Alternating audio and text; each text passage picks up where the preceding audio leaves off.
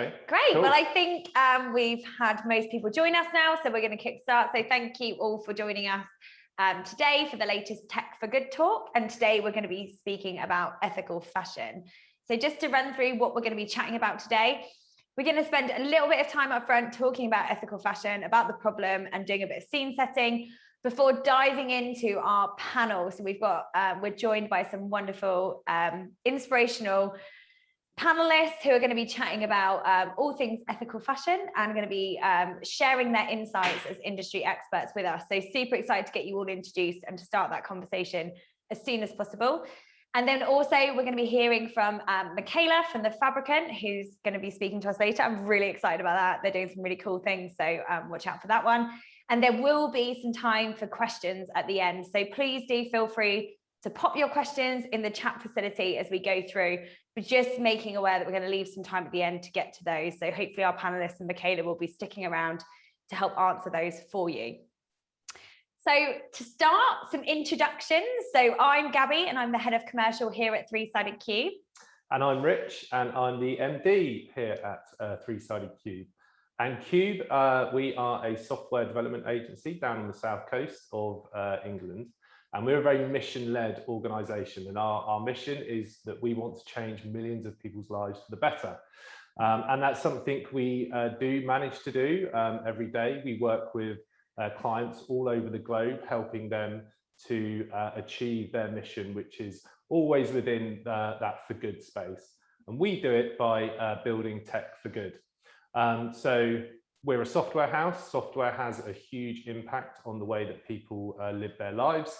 But what we always say is technology itself is agnostic, so it doesn't care how it's used. So technology has always had a huge impact on humans and the way they live, from the very, very kind of day dot when the first primate picked up a stick to use as a tool, through all of the different technological innovations that have happened over time, from the industrial printing press to the internet, to digital, to mobile phones. Huge step changes in technology has always led to a huge impact on the way that humans live their lives. And we're all kind of used to that, the accelerated change that we've seen over the last kind of, I say we all, people my age, over the last sort of 10 to 20 years, with the advent of mobile phones. They've had a real impact and change on what we do. And kind of one of the things I mentioned earlier on, the Industrial Revolution, huge impact on the way that humans live their lives. And actually, one of the big starters of the Industrial Revolution was the automated loom, which meant that textiles were much, much easier to produce and to deliver, which reduced the cost of them as well, which had a huge impact on everybody, had big societal impacts on the way that people were employed. But also, if you think about that through time, has also led to the situation we have now with fast fashion and kind of all the rest of it. So any technological change that happens has a big, big impact, but it's up to us how we use that technology and what we do with it. And as software developers, we feel like we've got a real kind of moral imperative to use that stuff for good wherever we can and have a positive impact. And as I said earlier, that's led us to work with some of the biggest organisations in the world that are in the for good space. So we work with people like the Red Cross and the WRI, particularly around the kind of sustainability, deforestation, disaster management. And we also work with the UN on various humanitarian projects as well. So very much involved with making sure that people we're having a positive impact on people's lives directly through the humanitarian work we do, but also on the environment through the kind of sustainability work we do with people like the World Resources Institute. And that in turn has a massive impact on the way people live their lives. So fashion is a really huge area for us to be interested in. It's something we all engage with on a daily basis. Yeah. Most of us, I mean, yeah. You know. You try to say most more than some more than others. But yeah, you know, we all wear clothes, so and they all come from somewhere. So the impact that fashion has on people and the planet is kind of huge. And pretty much what we're here to talk about in this first section with you. So when we're talking about people, what we're really referring to here is human rights abuse in the supply chain of the fashion industry. So brands have a huge responsibility to ensure their workers across the supply chain are being treated ethically. So this includes a whole ton of policies, policies on child labor, forced labor, worker safety, gender equality, payment of a living wage. These are just naming a few. But managing an entire supply chain with many moving parts is really complex. And that is where technology comes into play. There are solutions already out there like Segura, and they provide a full supply chain management system. And that helps ensure that brands get the right products from the right sources. Brands like Ted Baker and Reese are currently using platforms like this to gain those insights and ensure that supply chain transparency can be there in their business. And also from the planet point of view, you've got the use of resources that go into the actual garments themselves, and the impact on the biodiversity of the planet as well. And that can be used in the resources or in the kind of supply chain section in terms of stuff like dyes that are used in materials, which have a huge impact. And you see technologies like air dye that have come out that massively reduce that kind of impact on the environment. Something like 95% of the water that is used in normal dyeing process, air dye uses 95% less than that. So it can have a huge impact of it on the garments that are being used. But would you as a consumer know whether your garment is using air dye or just a traditional dyeing platform? And then you've got the whole world of recyclable materials, which brings up its own kind of range of ethical questions. So you've got people like Adidas now that have over 8,000 different sneakers that use recycled products. But what you don't really understand is how much of that product is recycled. Could it be more? You see the headline items where it's 100% recycled. But I'm pretty sure all 8,000 of those products, because you get the the standard gazelles and stuff like that, that aren't 100% recycled. So as a consumer, that can be quite that's quite a complex thing to look at as well. And then you've got people like H&M who have their conscious range, but that's a small range of their clothing that gets marketed. And then you've got the whole accusation of greenwashing and whether that's actually good. The fact that they have a part of it that's sustainable, is that a good thing if what they're actually doing is selling the rest of their range?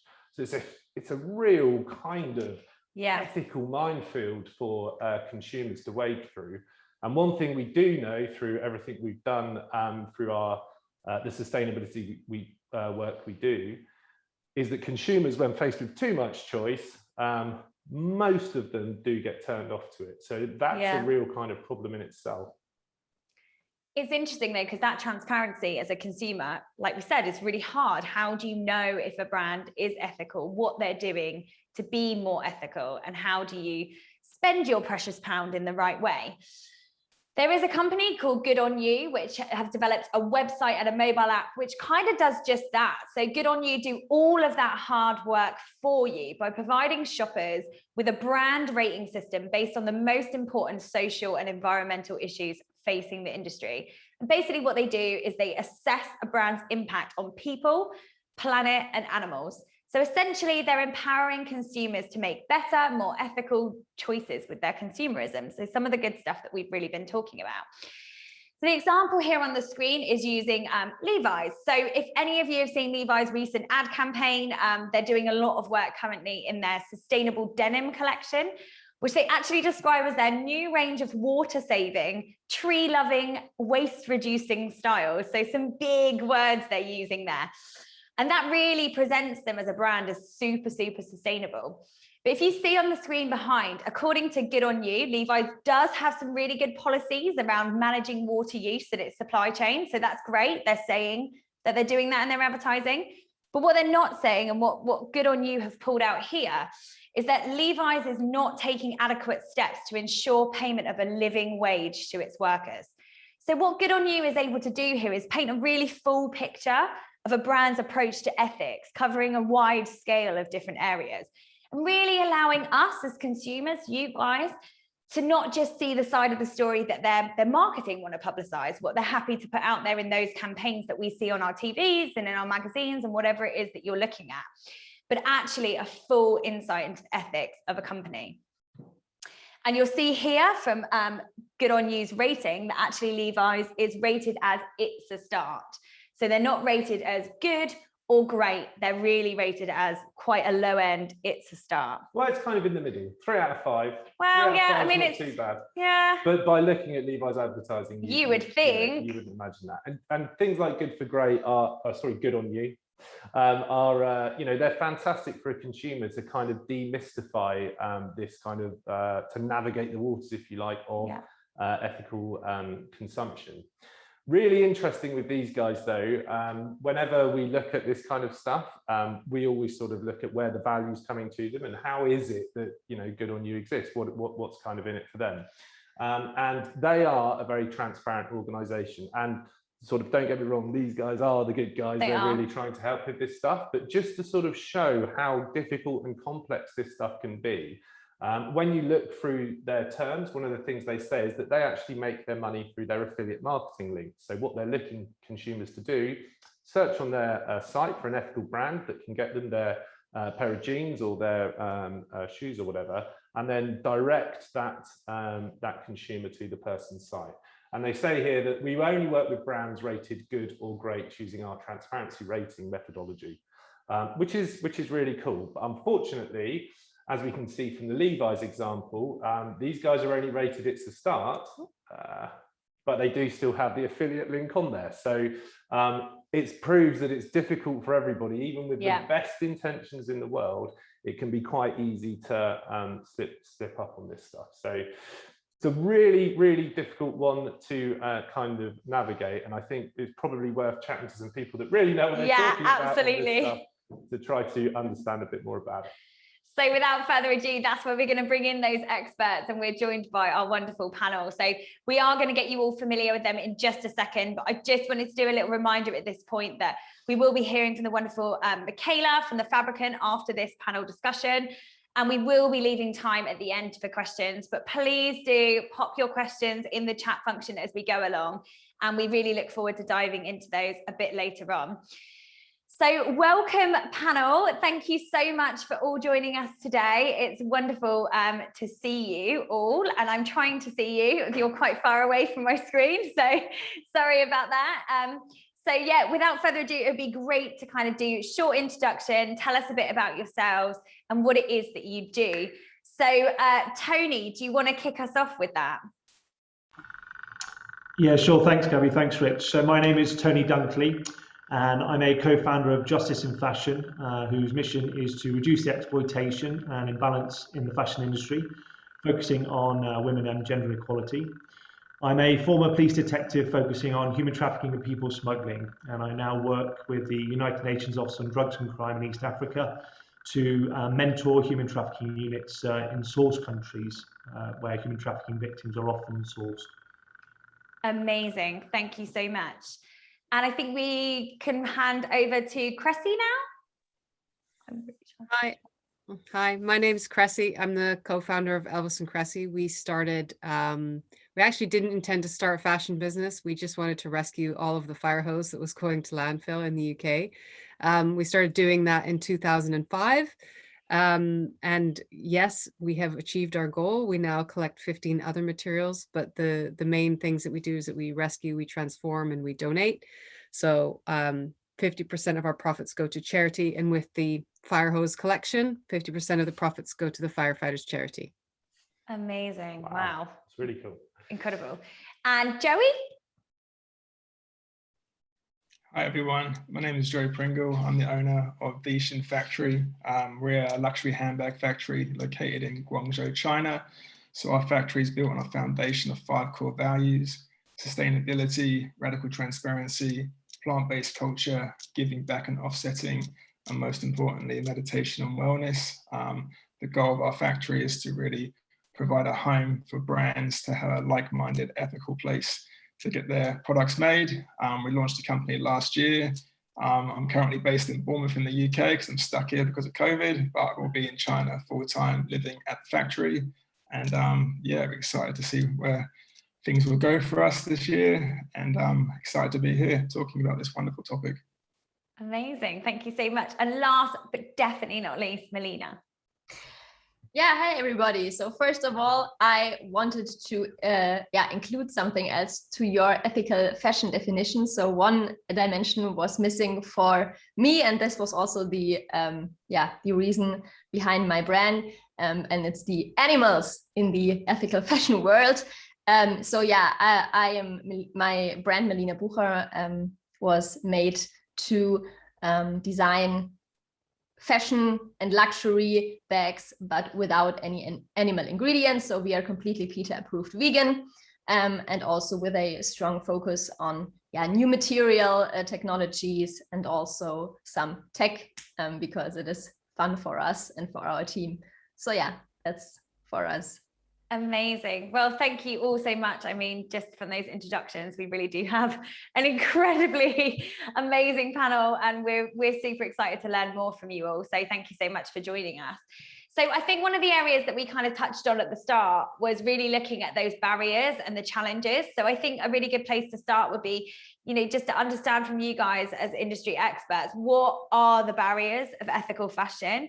And particularly, like, why is all fashion not ethical? So I know that's quite a big question, and I'm not expecting you to solve it all in one discussion, but it would be great to hear your personal kind of views on where that is. Melina, it might be quite interesting to start with you on that topic. Yeah, I mean, there is a lot of different dimensions to it, I think. One problem I see is definitely all the greenwashing out there, and how consumers are just confused. So every brand says it is now sustainable, it is now ethical, it is now recyclable, biodegradable, etc. I think there are really ethical brands out there who make it with their heart in it, but they do not get the audience, because all the big brands are now shouting at sustainability. So that makes it kind of difficult to really understand. And I also think that not every consumer wants to dive deep into that, right? Because fashion is something fun, something to express yourself, and not everybody wants to dig deep into every aspect of the supply chain, etc. So that makes it, I think, kind of difficult to understand that quick, which companies to engage with. Absolutely. No, I think that's so true. And certainly my experience as a consumer is exactly that. It's often very hard to find the information that you need. And when you think about how easy it is to find information around nutrition in food, for example, it's very much like there in front of you, and you can kind of make those active decisions. But certainly with when you're trying to just buy a new outfit and you're considering those things, it's very difficult and much harder than it should be. Tony, in terms of that ethical, in the work that you do, with the supply chain, there seems like there's so much information there. And certainly when I was looking into it, preparing for this event, there's so many moving parts to that actually from a brand perspective, there must be lots of barriers there as well, in terms of being able to ensure that supply chain is ethical from a people perspective. Yeah, certainly. I think if you can't look at the fashion industry in silo. I mean, it's an industry, and inevitably, because of the global reach of it, it's very complex, and very complex supply chains. The difference with the fashion industry is that the ingredients, let's call it that, of garment production are often determined by geographical location. The conditions are right for cotton to be picked here or to be grown here, and so on and so forth. And often it comes down to where the margins are. So for companies and brands, what they'll tend to do, and as we see in many different industries, is where can they squeeze the margins, and it inevitably ends up in the worker. So they can reduce the wages, they can use that leverage on them, and so on and so forth. So what brands are tending to do is squeeze it there, but also the lack of awareness of the consumer does play a part in that. And that comes into also what can brands do to actually publicise what they're doing to make it more ethical. So in the UK, for example, we have the Modern Slavery Act, Section 54, that states that any commercial organisation operating in the UK or a subsidiary in the UK has to produce a publicly accessible statement saying what it's actually trying to do to identify forced labour within its complex supply chains. And what was really good actually from Rich, who showed it or demonstrated at the beginning of this, was with Levi. So it's very obvious, or very easy, should I say, for companies to claim an ethical basis of their business. It's very, very simple. But it's also very, very simple for the consumer, once they are aware of this, to do just a tiny little bit of digging, as Rich did, to actually show that actually companies might not be as ethical as they're at least trying to demonstrate. So it can be difficult. It's very easy for a brand to actually demonstrate or allegedly demonstrate that they are doing something, but it's also becoming increasingly simpler for the consumer to have a little bit of a look a bit deeper than they could do with access to the internet and so forth. Absolutely. I think what's interesting there is that, and we sort of see this parallels, as you say, it's an industry like any other industry, and what that is reliant on is the consumer to care enough about it. And there's a lot of, there are people that are very conscious of this whole world, sustainability and ethics and things like that, but it's the majority that you need to kind of grab with it. And it's kind of getting over that barrier of them being a bit lazy. You've got we all have busy lives, and we all have stuff to do. So it's how you can make those guys aware as well to engage with it. Absolutely. And Cressy, in terms of like the work that you do, it's incredible. What you're doing and the way you're doing things, and it very much makes me think of what Lena said in terms of it being a passion and it being at the heart of what you're about and in terms of what you're doing. But what were the barriers? Was it something where you respond? What inspired you? What were the barriers? And what have you seen in terms of your customers, I suppose, in terms of why they shop with you and why maybe ethical fashion isn't more of a incentive across the mark? I think the biggest barrier is the entire capitalist system. So we went wrong a long time ago when we decided that you could make money by exploiting people and by exploiting the environment. And although we have legislation and we have the Modern Slavery Act, we don't yet enforce these laws to the extent that goods can still be imported into the UK, even though there are opaque supply chains behind them. Goods can be manufactured in the UK by Boohoo, even though there are people who are not being paid appropriately in these factories within the UK. You can completely destroy an ecosystem, as we have to produce cotton in Lake Baikal, and no one pays for it. So when we had this capitalist system in development, it was just, this idea that we had a balance sheet and profit and loss, and you would count your hard costs, and the environment and its people never featured as hard costs. Even now, some economists will call them externalities or collateral damage, and instead of actually trying to create a line in their accounting for it. So I suppose what's important for Elvis and I is that we do what we do is important, not what we say. So your actions have to be completely based on what is the purpose behind the business. And that's why for us, yes, it's interesting. We're on the Good On You app, but I would actually say it's a very blunt tool that only covers a very few things. If you want to go into more depth, we're a certified B Corp, we're a certified social enterprise. We've just bought a farm where we're going to be ecologically outcome verified in terms of building soil health and carbon sequestration. And we're willing to be measured by anyone at any time in every aspect of what we do, because we do even more than we say. And I think the reality is that legislation is just way behind morality. Legislation is so far behind where we are with respect to climate change that the real barrier is that there are companies like mine that are doing incredible things, but we don't exist on a level playing field because we have to compete with companies that genuinely don't care, that genuinely feel that all they have, that the shareholder is king, and that as long as they make profit for their shareholders, the way in which they make that particular sandwich doesn't matter. If there's palm oil in their peanut butter, they don't care. And I think that that's just an unfortunate reality of where we went wrong as a species. a long time ago. And but I suppose, that's the negative side of it. But the positive side of it is that we are at the dawn of quite a new enlightenment period. There are tools, as Tony was saying, where you can scratch the surface pretty easily. If you ask a company 5 or 6 questions and they don't have answers for you straight away, then they're not a company you want to work with. If they can't tell you where their products are made, if they can't tell you the names of all of the people involved in making their products, then they're not a company you want to buy anything from. If they're a farmer and they can't tell you where the land is, and you can't drive by that piece of land and you can't see things growing there, and you can't see soil health, and you can see bare earth, then it's not a farm you want to buy your produce from. So I think that we're at the dawn of something really exciting. It's just whether or not we're going to get there fast enough with respect to catastrophic climate change.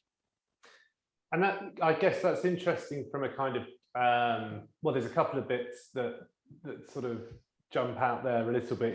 You're probably right, but in terms of sort of changing the entire political and economic system, we probably don't have time to quite do that. So what is it that we can do to it feels to me like it's quite a two-pronged thing. So you have the consumer drive, which is going to encourage shareholders to behave more responsibly, and then you have that legislation as well coming from the top down as well that's required.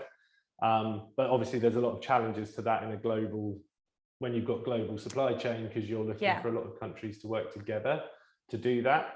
And then I suppose as well, the other question, the argument that they would come up with is about scale, and being able to go and be able to drive past the farm, if you like. Does that work at scale, or do you need to remove the scale? It's a really interesting. Yeah, really interesting. And it's a huge problem, isn't it? I think that's what when we talk about it, it's like, wow, this is a really big problem. Joey, in terms of all of that we've just discussed, I'm really interested to hear your thoughts. Yeah, I mean, Cressy just really did nail it in a nutshell. I mean, ultimately, we've caused a huge mess. The capitalist world has taken over. We've lived in an age of ignorance over the course of the last few decades, and now we're cleaning it all up. But I mean, there's lots of positives to be said moving forward, and ultimately, that's what we're trying to do as a factory. Is there's so much fear in the industry.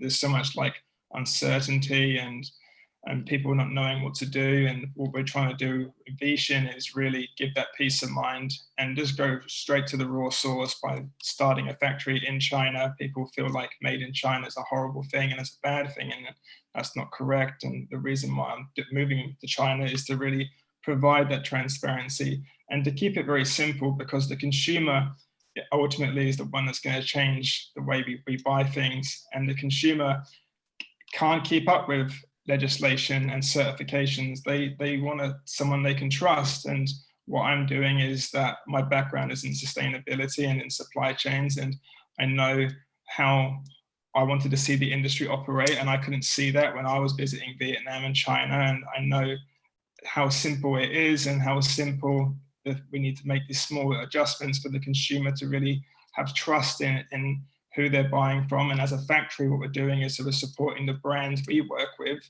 to give the brands to give the consumer the opportunity to know where things are getting made. But I mean, it's a very complex system. It's very complicated, but ultimately it all starts with consciousness. And as Cressy said, there's an enlightenment to be said moving forward. We are stepping to those who are spiritual and believe in the universe and all that stuff. We are coming into a new light, the age of Aquarius, if you want to call it that, where we are waking up as humans. We're going within ourselves, and it ultimately starts with loving yourself first. And once you're starting to love yourself first, you'll make better decisions in your life with what you're eating, what you're putting into your body, what you're wearing, and you'll be having way better decisions to make. So again, being at that highest state of consciousness, you're going to be buying better products. You're going to be asking brands those simple questions, asking those 6 simple questions. Can you tell me X, Y, and Z? If not, don't buy from them. It's as simple as that. And certifications are important. Legislation is important, but governments are super slow to act on these things. And it's really on the brand to be able to really provide that transparency to the consumer. So what we're doing is really just basically making it effortless for brands out there to say, hey, Joey's behind the wheel in China. I trust Joey. Joey trusts me. Hopefully the consumer will trust us. So just making it also simple moving forward. It's amazing. Wow. Yeah. I mean, yeah. Wow. It's incredible. And I suppose what's nice there is there's been a few, I think what we understand is, as we said, like it's a big problem. And I think as a consumer, that can often be quite overwhelming. But I guess it's nice to hear there's these positive kind of light at the end of the tunnel in terms of how things are changing and how we're moving towards a different approach and some kind of like responsibility on the consumer, but also seeing a lot more transparency out there in terms of being able to shop more ethically and more responsibly. And I suppose that leads on quite nicely to switching that focus to a bit more positivity, because we like a little bit of we like to everyone to go away with a bit of positivity. So I'd be really intrigued to ask you guys, what you think the impact technology and innovation can have on the industry to make it more ethical. So we've discussed the kind of problems, but where do you see technology and innovation perhaps helping to solve that? Tony, in terms of the supply chain, we talked about some of the management software out there, but it doesn't seem to be wholly working. I mean, when I was doing some deeper dives into a couple of the examples that I used in terms of Ted Baker and Reese using those particular bits of software, actually when you type them into Good On You, they're not paying the living wage, for example. So there's still, even though they've got that access to seeing their entire supply chain and having that transparency to manage that, it doesn't look like, still looks like there's that gap between that translating into better ethics. So how do you see technology and innovation perhaps helping with that? I think coming from the exploited worker side of things, you have to sort of separate between necessarily the technology that can help with the traceability of source material, for example. So coming from some sort of the angle that I deal with and a wider perspective with justice and fashion, technology for us would be allowing a worker to have access to a mobile phone on a daily basis without them having taken away or locked away. Technology would be having a camera inside factories that can be audited, that are recordable and aren't used as a means of keeping workers in an environment of fear. They're actually used as an ability to obviously to monitor how workers are treated. So we think of technology as this vast, the latest tech, etc. But old tech is something that we could just have a starting point of as terms of workers just on the ground. So that would be something from my perspective, particularly on the law enforcement exploitation side of things. But I think, moving back onto the traceability of source material, the technology has been there, as I understand it, for a long time, and people on this board will know a lot more about that. But I think when you sort of, some other things that we deal with as well is sort of blockchain technologies and other things like this that can really cement the data that can't be changed, which digitizes a supply chain. And those sort of things can really, really help in terms of traceability. And as I understand, there's all sorts of emerging technologies as well, sort of isotope, things for cotton and DNA profiling and all this kind of things that can really source, for example, cotton from source to shelf. These sorts of things, the technology is there, but I think it all comes down to, again, and Joey and everyone else have mentioned this, is really puts it back on the brand. How much are they willing to invest profit, or what would be profit, on actually ensuring the sustainability, the traceability of the ingredients, the products, the garments that they sell. And I would suggest at the moment that's not really at the forefront of where they see spending money, because they are, they have to answer to investors and so on and so forth. Although I agree with Joey about the brands, we've got to put it on them. I think it's more complicated than that. I think it's this culture, and Cressy as well touched on it earlier on. It's this culture of profit.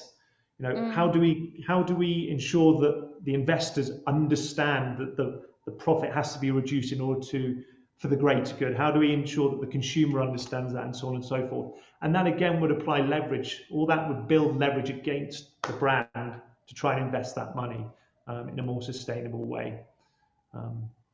It's really interesting. And I think does seem to be a bit of a shift in terms of investment. I was reading a lot around ESG, that environmental, social and governance, and actually more and more investors actually looking to see how people are managing things like supply chain, to actually know what the risks are with their investment. And I think if we can move to that shift to see actually like ethical brands being less of a risk and actually being better, a safer investment. I think if we can shift some of that and actually be able to say, this is going to affect profit, and this is actually going to be more beneficial. There's a huge thing there. There's a whole load of data around sustainable brands being more profitable in the longer term. Yeah. Just trying to shift to a longer term mindset from short termism. Exactly. And Melina, you mentioned around technology and how that supports you. It would be really interesting to hear from that perspective. So we actually work together with a blockchain tech startup. So we are not the techies out there, but we're very interested in the topic. And we are now working on to get EU funding for that project, because for us as startups, it's very expensive to try to really get the whole supply chain. And we have the advantage that our supply chain is very, we know everybody in the supply chain, so it makes it a little bit easier to really trace back all our materials back to the field, for example, for the cotton, and also save that in a blockchain to really, that you cannot influence this data. But I think that's all, it's a helpful tool, but it's not the ultimate solution, because it is really about trustworthy partnerships. We are with our craftsmen, we are in contact all the time. We send them FFP masks if they need something like that or something. And I think it should not be a control system. It should really maybe help to manage the processes better and to see some improvement areas, but it should not be to, hey, I control you and I want to ensure that everything is working out as we wanted, because I think that's the wrong message to these people who were exploited for the longest time. Absolutely. And being that piece of a wider puzzle, I think is really interesting. Joey, I feel like I need to come to you in terms of some of that great stuff that Tony was saying, in terms of what you guys are doing, particularly around the factory. I think that would be really interesting. Like, how will technology and innovation play a part, if it will, in that setup? Yeah, so I mean, blockchain for us is something that we're looking into. As I said before, the reason for me moving to China is to provide the transparency, but that's just me doing it in one individual case. The whole industry needs to become more transparent, and blockchain does give a great place to really give the consumer a great chance to go into a store, scan a QR code. They can see the factory that's linked to that product. They can see the raw materials that are linked to that product. So it really does give a great opportunity to provide the full transparency on the whole story. The way we're using it is, I think it's actually the next question as an example, but I'll save it for later. But basically, we're going to start working with a company that will just ultimately provide that full transparency from us to material supplier, so the consumer can buy from the brand and have a bit more vision on what's being made. But as Melina said, I mean, it's a great tool. It's a great example for someone to make a better decision, but ultimately it's all about scaling it right down and really being able to not even lean on blockchain, be able to ask those questions for yourself and ask the brand owners themselves and these types of things to really be able to get that answer from the top. And this is why bigger organizations, we need to start kind of putting our money towards companies that you want to see grow and that you believe in, rather than dropping another dollar into the pond of a huge organization. So blockchain is a great example of technology, but as Melina said, it's important that we really just keep it all super low scale, and we can ask those same questions about who's making that product, where the material is coming from, but do it in person. Amazing. And Cressy, it feels like Cressy and Elvis are an incredible company that do so much already. You know, how do you use technology to starters and kind of in that area, but wider, how do you see that playing a part? So I suppose I always think of technology as a machine. You know, I find, for me, software is software, technology is a machine. Yeah. Blockchain, I think, could be interesting, not necessarily for us because we're vertically integrated. So we, you know, everything that we do, there is no supply chain. We are the supply chain. I'm always dubious about it, because if the first thing someone puts on the blockchain is a lie, well, then that lie just gets cemented and perpetuated forever. You know, when they say with software, bullshit in, bullshit out. Well, if you put bullshit into the blockchain, it's going to be there forever. But for us, I think one thing that we're doing that's really interesting is a hard technology. You know, we have always wanted to make our own belt buckles, our own hardware, our own D-rings. So on a bag, that would be just a tiny little metal loop, something like this. And the hardware industry is traditionally incredibly opaque. That's where our interaction with a very complicated supply chain begins. And we thought, how can we do that by solving a problem? And in the UK, because we're horrible people, we still litter 16 million cans into our public spaces every year. Joey will know about this. You lovely people in Bournemouth will know about this, because the beach on a Sunday night after a bank holiday weekend is nothing but cans. But there is no machine. There was no machine that used renewable energy where we could put metal in and get metal out. So we have invented with Queen Mary University a solar powered microforge in order to transform littered aluminium cans into hardware. And it's an open source technology. So how are we using technology? We're designing it at our cost. And then when it works and it's safe and it's cheap enough for it to be rolled out, we're giving away the designs for this equipment, because we don't have time. My view is that if you have a wonderful solution and you can solve problems, you should share that solution with the world. In the same way that we developed a system to turn leather waste into a Lego-like system to prevent 800,000 tons of leather offcuts from going to landfill and incineration each year. And I don't want that leather to all come to me in Kent for us to profit from, even though half our profits go to Barefoot College for scholarships for women to train as solar engineers. I want that problem to be solved in the field where it exists. So we partner, we collaborate, we share these solutions. So for me, technology has a huge potential impact, provided we question it and we share it when it works. It's amazing. And so often when we do these Tech for Good talks, we always come back to collaboration. It's like one of my biggest kind of takeaways from all of this stuff that we've been doing for around just over a year. It's so interesting. And I think that's a really powerful point to pause on. And I'm saying pause because we will be coming back to the panelists and we will be asking them all the questions that you have, but we do need to just nip across to, we're going to be hearing from Michaela now, who is our guest speaker. And Michaela is the head of content and strategy at The Fabricant. And The Fabricant is the world's first digital fashion house. And we are super, super excited to have you join us, Michaela, today and tell us more about the really exciting things that you're doing and all the innovation and sustainable approach to fashion future. So kind of over to you, Michaela. Hi, thank you. That was a really fascinating talk. It was great to listen to everybody. I guess maybe for most people, digital fashion isn't a familiar idea, but it was very much born out of the topic that everybody's talking about. So sustainability and a desire to reimagine what fashion can be because of all these issues around toxicity in terms of planet and ethics, really.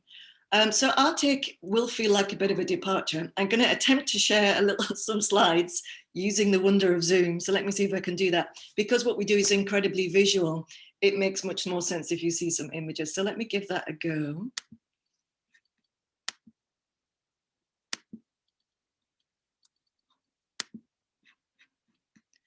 And now, are we on my slides? Yes, we can see them. Wonderful, good. The classic question, can you see my screen? Always. So who is The Fabricant? We were founded in 2018, and as mentioned, we're the world's first digital fashion house.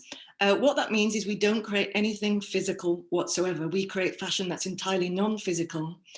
And that's 3D garments that exist purely in the digital space. We describe ourselves as fashionauts, not fashionistas.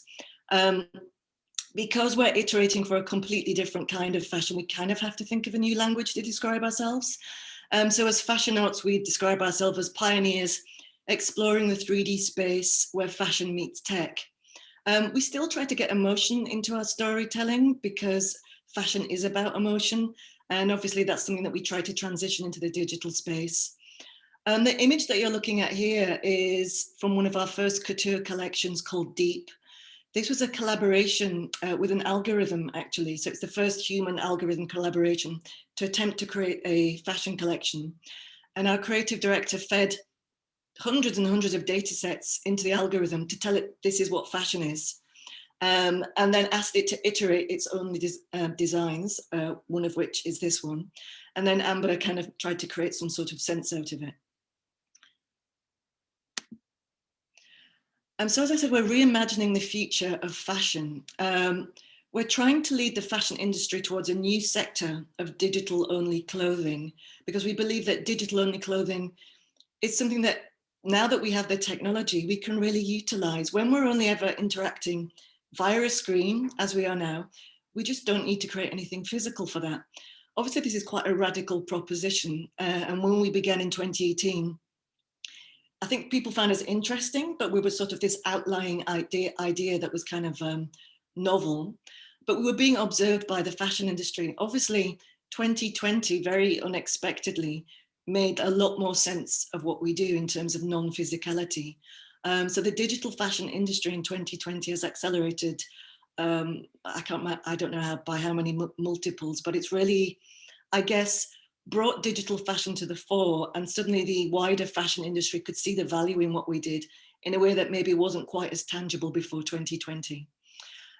When fashion isn't physical, it inherently becomes more innovative, creative, and sustainable. Sustainable because we're not actually taking anything out of the ground. We're not using raw materials.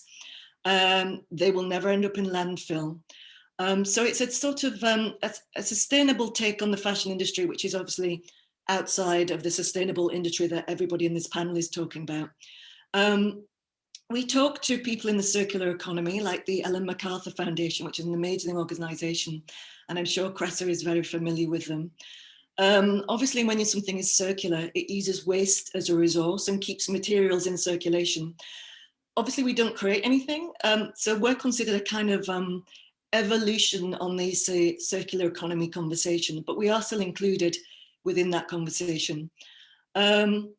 And we tried to talk about fashion transcending the physical. It came up earlier that we all have an intimate relationship with fashion because we wear it against our body. Obviously, you don't do that with digital fashion. So when we talk about how you wear digital fashion, it's more about imagining self-expression in the digital space, who you can be and what you can be when there are no boundaries. There are no like physical boundaries such as gravity, and there are no boundaries in terms of how you can appear. So you could try on a different body, you could become a fish for the day if you felt like it. So it's a very interesting way to kind of start thinking of yourself. But the majority of what we talk about is it's about identity exploration. What is your identity when you transcend physicality? And what would you wear and who can you be in this space? This is a line that comes up a lot on our website, and it plays in very much into the conversation in here. It stands in opposition to the existing current fashion status quo. So we like to say that we waste nothing but data, because data is the only material that creates our clothing, and we exploit nothing but imagination. And obviously that jumps out of all the conversations that everybody is talking about. But yeah, we position ourselves slightly aside from the current physical fashion world. But for consumers, it's a new way of iterating fashion, a new way to think of garments and wear garments.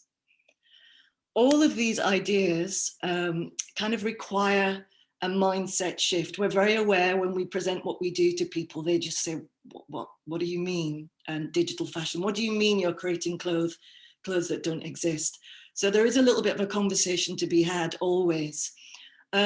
what we do with digital fashion is ask consumers to reconsider the way that they consume fashion. Can fashion become something different other than physical? Being digitally dressed is a new idea of a new way to dress yourself and a new avenue for self-expression.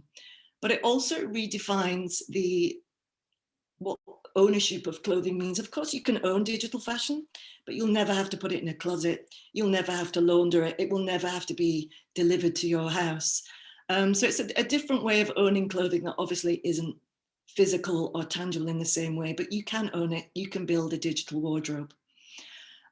Ultimately, what we try to do when we speak to physical fashion brands, because we do collaborate with physical fashion brands, but we're trying to get them to consider digital fashion as an instinctive part of a brand offering.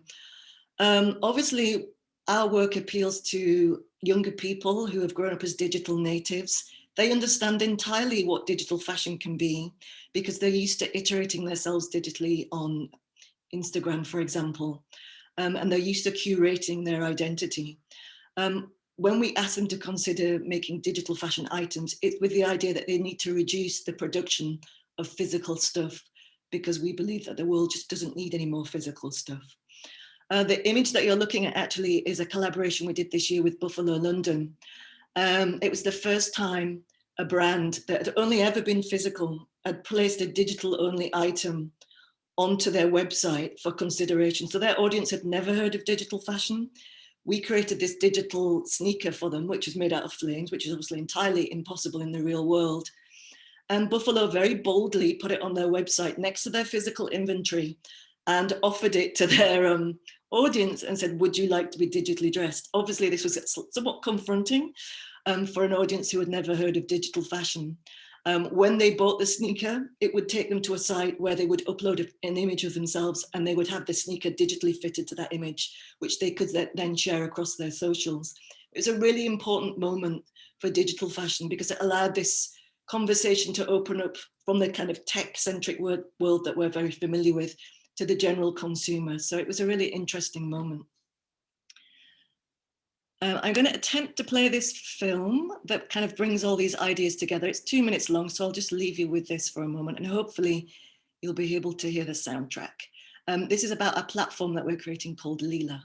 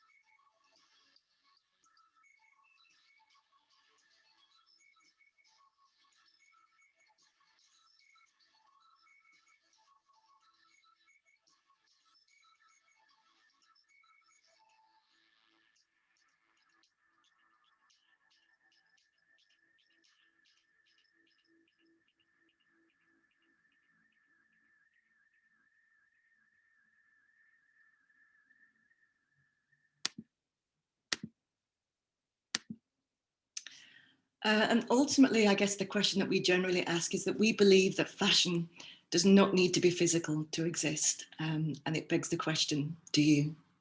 I hope that helped to be a little introduction into what digital fashion is and what we can be in the non-physical fashion world. Amazing. Well, I mean, yeah, wow. Incredible. It is incredible. Yeah, a question you must get asked a bit is sort of practically, how does it work? Yeah. If I buy whatever I buy, if I want to be a fish for the day, you know, how does that work? Yeah, it's an interesting one because it comes up all the time. So utility is the number one question, like how can we use these garments? Right now, you could have an avatar, like a fully realized 3D avatar where you can be dressed. You can use these garments. I guess the most familiar expression of digital fashion is probably the gaming environment. The gaming environment, you can buy these things called skins, which are essentially digital garments or characters that you can use to play. Our garments have a natural home in the gaming environment, obviously. What will make the ultimate kind of the way that people could interact with our garments, and the technology is not quite there yet, is a full body filter. So if you're familiar with the filters that are currently available in Snapchat, where you kind of wear cat's ears or whatever. Gotcha. When you move around, it doesn't quite track you flawlessly. Yeah. Our garments are quite labor intensive and quite sort of flawless looking. They would require the technology for filters to be a little bit more developed than it is now for you to be able to just click them and for the full garment to appear, and you'd be able to move around easily and the garment would track your movements perfectly. That is being iterated right now, probably by Snapchat, I believe. That will be the biggest utility that will, I guess, really deliver digital fashion the way that we'd like to see it delivered. But right now, it's probably easier to use within a digital environment. Right, gotcha. Yeah, no, that makes a whole lot of sense. And actually, Snap have just released their AR goggles, haven't they? Or they're just about to release their first iteration on the AR glasses, which, from a fashion point, I mean, personally, they're great big boxy things. But you know, that whole thing of walking around and being it, you would see but then everyone's got to wear them. It's amazing, and in terms of just thank you for sharing that with us. And they're incredible looking clothes, you know, it's amazing. So yeah, that's so interesting. I have been getting a ton of questions, so I think I'm just going to dive straight in and start asking. All of our panelists and Michaela hopefully can chip in, and I'll kind of just fling them out there, and there'll be probably people that are most qualified to answer them. So the first one we've got is, so many brands claim they are ethical or sustainable. What would be your top thing to look out for when buying from one of these brands? So kind of top tips for what consumers should be looking for and how they should find that information. I mean, Cressy, I feel like, you know, like, would you want to kick us off with your top kind of tips for consumers? I mean, the obvious one is price. If it's a £2 t-shirt, it's exploitative and it degrades the environment. They simply can't exist. You have to be able to say to yourself, wow, this material was grown, it was processed, it was woven, it was cut, it was sewn. Someone did a fantastic study on Walmart and realized that the vast majority of people who work at Walmart are reliant on state aid. And the resulting conclusion was that Walmart is indeed not a successful business, but a state-sponsored enterprise. So I think we have to be looking really hard at price. I'm not saying that you have to buy expensive stuff, but you do have to realize and be rational and really question, really, a £2 t-shirt, a £5 t-shirt? So that's a big one, price. It just interestingly on that, just in terms of an education piece, I mean, this is, as I'm about to say this, I realise it's ridiculous, but but like, what sort of price would indicate that maybe people aren't getting exploited? Because I wouldn't know. Yeah. I mean, the other thing is to think about how long it would take you to stitch a shirt and to sew and make a t-shirt. And if a t-shirt is £15 and you have to think, wow, that would take me 3 or 4 hours to put together. Yeah, it's a really good point. That's really good. And I'm going to move on because we've got loads to get through. At what point does personal choice and voting with our wallets become untenable, and we need to force big businesses and governments to drive radical change? It's quite a big question. Anyone want to volunteer, or shall I pick someone? I'm happy to answer that one. So, I mean, first of all, just getting into that higher state of consciousness is the most important thing for the individual, but that's a slow process for humanity to get there. But I guess one incentive that we're focusing on now that is really exciting, and Michaela just touched upon it, is changing from that linear economy to the circular economy, and really incentivizing to the consumer that with the previous stuff they bought, there's still a value to that item. So through us, what we're trying to do is, with all the production we make, is we're going to put a QR code in the product. We're working with a specific blockchain company where, for example, say Lena does 100 bags of us. We put a QR code into that bag. The consumer can buy that bag. After a couple of years, if they want to resell that bag, they can go back to this blockchain technology and resell that product, which means that's going to slow down the way they consume. They can get money back for buying products.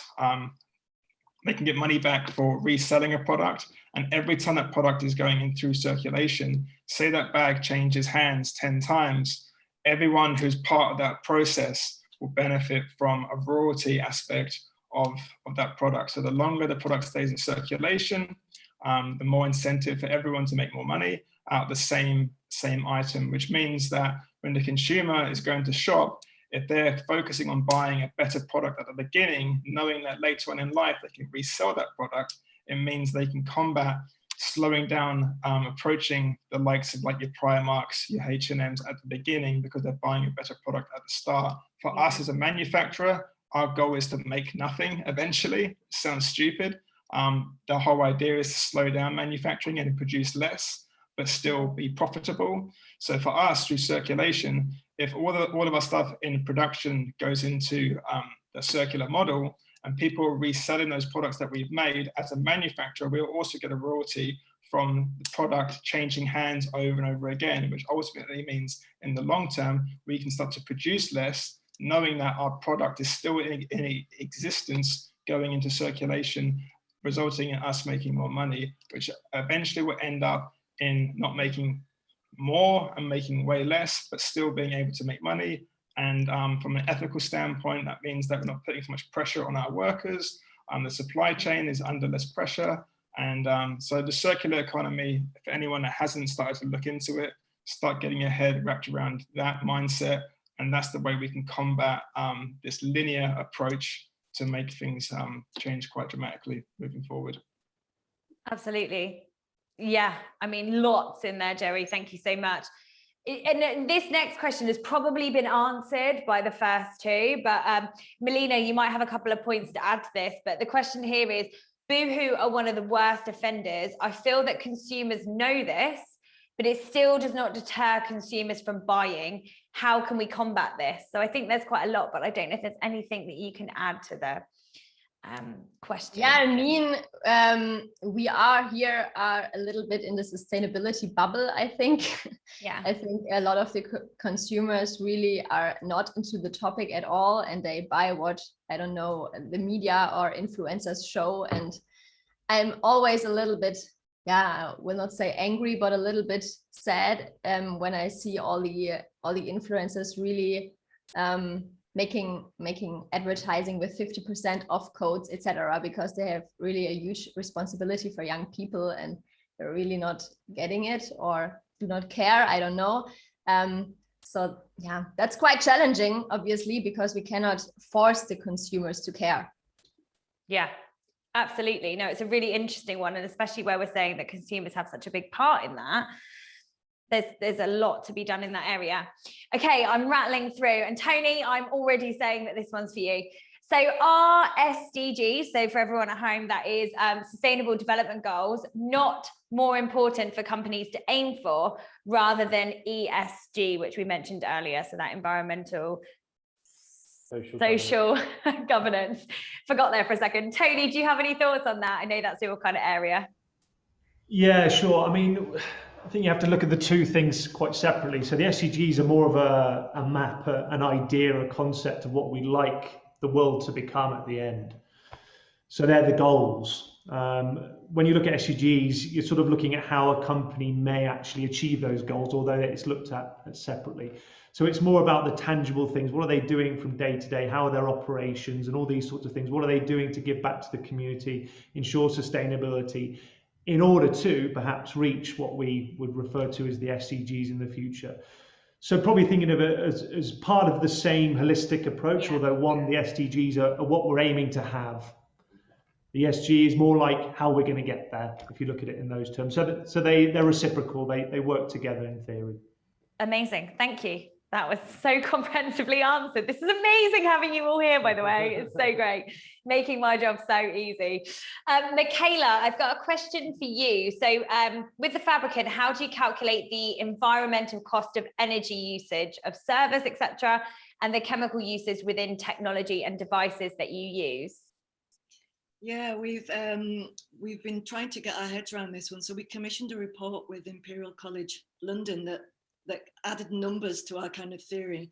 Obviously, we always knew that not creating anything would be more sustainable, but that we wanted to add real, genuine scientific data to that.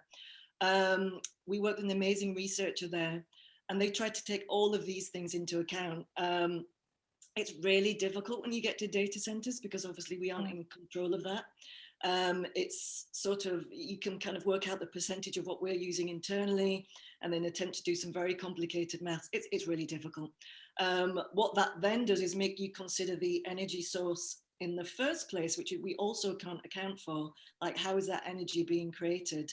You know, we would like more sustainable energy sources from the get-go and try to use more sustainable data centers. This is a real conundrum for us, actually. I don't have any concrete answer other than to say that we're constantly looking at these ways in which our work could be unsustainable, and data usage is absolutely one of them, and where our data comes from. So we're working on it.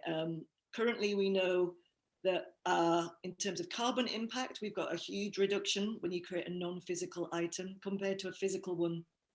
Something incredible like 7% less carbon when you create a digital item. But yeah, data usage is a tough one to answer. Brilliant.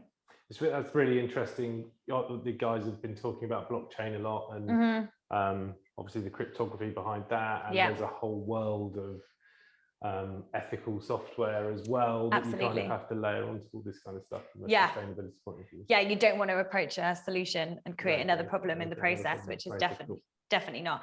And last question, unfortunately, and again, Michaela, it's for you. Hopefully it'll be a pretty quick one.